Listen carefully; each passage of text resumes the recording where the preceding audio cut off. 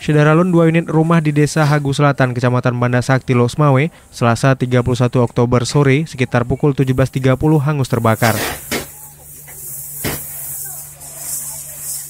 Amatan Serambi TV di lokasi, petugas pemadam kebakaran dan anggota polisi, serta TNI, masyarakat dan anggota Satgas Rapi Kota Losmawe membantu memadamkan 2 unit rumah yang terbakar. Sejauh ini belum diperoleh data pemilik kedua rumah tersebut. Begitu juga belum diketahui penyebab kebakaran.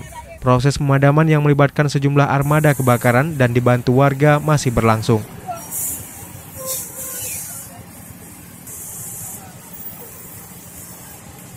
Dari Losmawe, Zaki Mubarak, Serambi On TV.